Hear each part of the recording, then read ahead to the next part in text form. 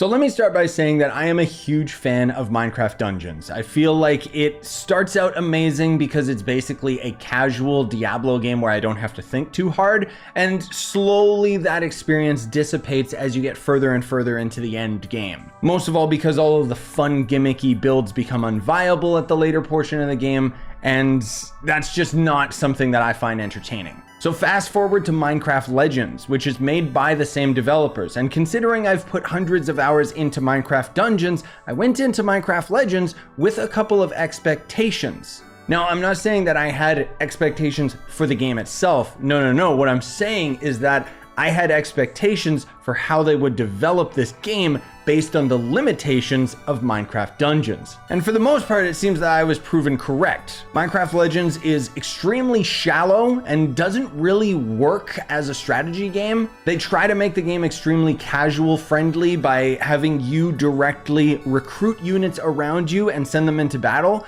But unfortunately, the AI and a lot of the mechanics seem like they were recycled from Minecraft Dungeons, and it doesn't work in an open world setting. What I will say is graphically, wow, like I just love the way that this game looks. I love the fact that it's actually a random generated world for every player that plays this game. And the combat in theory is an interesting concept. It's just executed so poorly. So the basic idea of this game is that nether portals have popped up and you're gonna have to go and destroy them, or sometimes destroy a boss so that you can destroy the portal. All the while, by destroying piglin bases, you'll end up gathering crystal resources, which are going to be used for permanent upgrades. These will allow you to gather different ores or even recruit certain creatures. One big problem with the early game is that you have a very limited amount of backpack space to carry these crystals and other resources that you can increase over time, but it means that it's most optimal to spend the crystals if you got them, because otherwise they're just sitting in your inventory going to waste, because as you gather more crystals, you're already at the cap and they're basically just deleting themselves.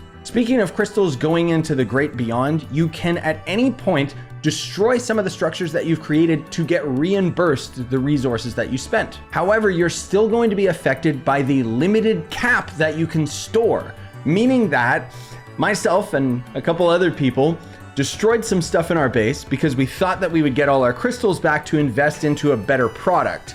And instead we ended up hitting the cap and then deleting all the additional crystals that we already had gathered. Another big problem is anytime you end up destroying a piglin base or whatever, the crystals will have a limited amount of time to be picked up before they despawn. And with the limited amount of enemy bases that you can destroy, it makes me wonder how they expected you to continually farm this resource that is required for progression when you can lose them permanently. Anyways, as you end up going out into the world, you'll find like these special places where you can either recruit legendary creatures or free the creeper village so that you can recruit creepers as your allies and so on. The game acts like there's strategy, with certain units being better against other enemy units. But for the most part, the best option is always just going to be bum rushing the nether portal and not bothering with anything else. You're not really punished for death in this game, and even losing your units, you can very easily recruit them back again. So in the end, what do I think about this game? I'm gonna give it a 2 out of 5. I'll say that it's on Game Pass, so I can easily recommend it if you wanna play it for 20 bucks. It makes it a lot more fun if you play it with your friends, that's for sure, but keep in mind that when you are playing with your friends, the amount of units that you can summon and control is going to be shared with everybody else in your world based on the host's main stats. Other than that, you'll beat this game in 10 hours, and there is no incentive to continue playing afterwards, aside from PvP, in which case you'd probably would just prefer to play a better strategy game. It's not that this is inherently a bad game per se, it's just a game. I don't really have too many complaints about it, but I don't have anything that stands out to me as being exciting or memorable. I feel like this game is underdeveloped and could have stood to stay in the oven for a little bit longer, but with my experience with the Minecraft Dungeons development cycle, it means that we're probably going to get very, very slow updates for Legends, and a lot of the issues that I have with the game will be fixed through paid DLC.